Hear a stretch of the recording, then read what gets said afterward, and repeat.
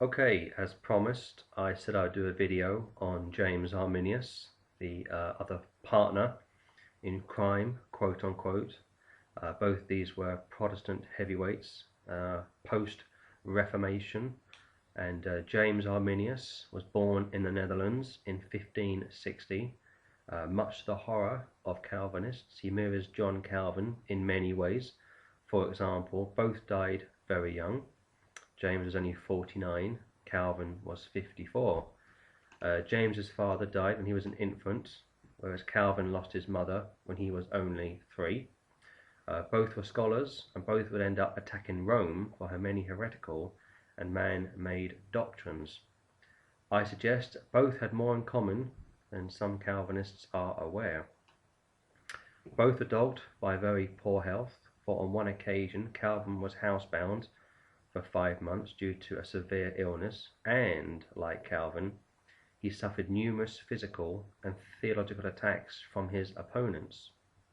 For example, both were forced to defend themselves against a charge of Pelagianism, a belief that original sin did not taint human nature, which, being created from God, was divine, and that mortal man's will is still capable of choosing good or evil without divine aid.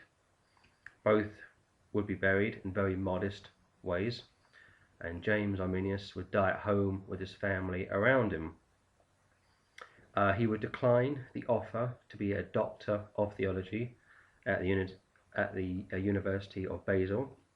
He would marry and father 12 children, with 3 dying in infancy. Arminius was incredibly orthodox in his theology. He accepted the scriptures to be infallible, believed all 66 books of the Bible were canonical, believed in the Trinity and the deity of Jesus Christ.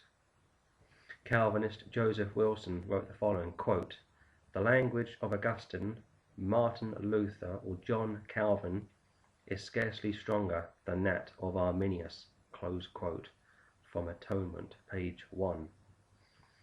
He would condemn Rome for her statements that they and they alone could understand and authenticate the scriptures, would line up with Luther with the following attack on the Pope of the day, quote, "The adulterer and pimp of the church, the false prophet, the destroyer and subverter of the church, the enemy of God and the Antichrist," close quote.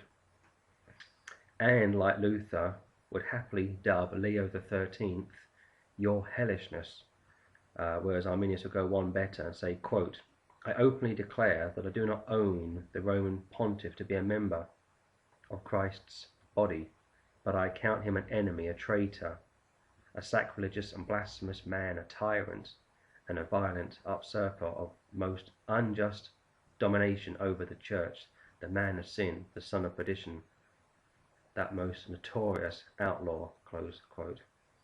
On imputed righteousness, he would say the following, quote, "My opinion on justification is not so widely different from his," Calvin, "as to prevent me from employing the signature of my own hand in subscribing to those things which he has delivered on this subject in the 3rd book of his Institutes. This I am prepared to do at any time, and to give them my full approval," close quote. He would also echo Calvin on the subject of the security of the believer, quote, "At no time have I asserted that believers do finally decline or fall away from faith or salvation," close quote. He would, however, suggest it might be possible for a man to fall away from salvation. So he's a bit unclear on that. Sadly, he believed in infant sprinkling, as the Calvinists did as well, and some of them still do. Yet, unlike Calvin, this Dutch reformer never persecuted any of the groups of his day for not doing likewise. He would disagree with the Anabaptists, for example, but always in a Christian framework. Debated them, yes; harm them, no. Or, as the 16th century lawyer Hugo Grotius put it, condemned by others, he condemned none. The only direct connection between these two heavyweights would be that James studied at John's Academy under the watchful eye of Theodore Beza, for Arminius was only 4 years old when John Calvin died.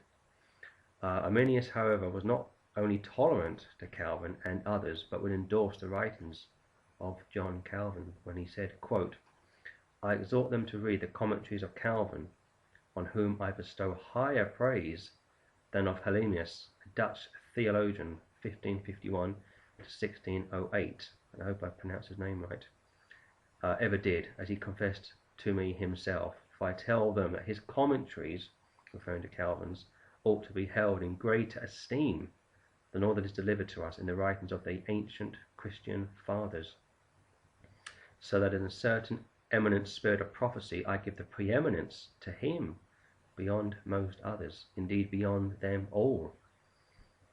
This remarkable and glowing reference would make any Calvinist blush, for there can be no greater cheerleader than James Arminius himself.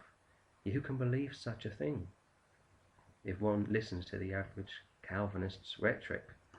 The only compliment to be returned to James Arminius would have to come from Calvin's successor, Theodore Beza. Quote, "Arminius's life and learning have so approved themselves of us, such is our opinion of Arminius, a young man, unquestionably, so far as we are able to judge, most worthy of your kindness and liberty." Close quote.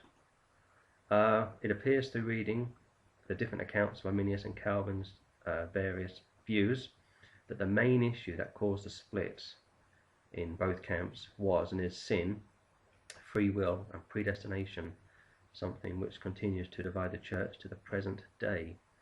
Although the doctrine of predestination didn't rate very high with Calvin in his first edition of the Institutes, by the time Arminius arrives on the scene, the issue has become a huge one, even though Luther himself never wrote much about it either.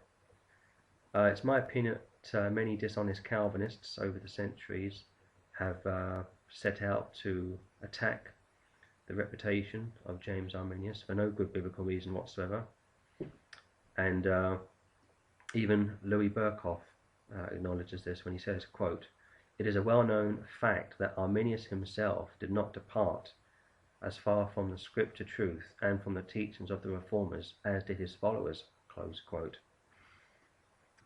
Finally, the 5 points of Arminianism. Point 1, God has decreed to save those who shall believe on Jesus Christ and persevere in faith, leaving the unbelieving in sin to be condemned.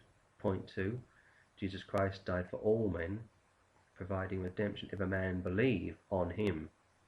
Point 3, man is in a state of sin, unable himself to do anything truly good, but needs to be born again. Point 4, man cannot, without the grace of God, accomplish any good deeds or movements, but this grace can be resisted. And point 5, believers have power to persevere, but as to whether they can fall away, that must be more particularly determined out of the Holy Scriptures. So you have the 5 points of Calvinism, and you have the 5 points of Arminianism. And with that, I will close this brief video.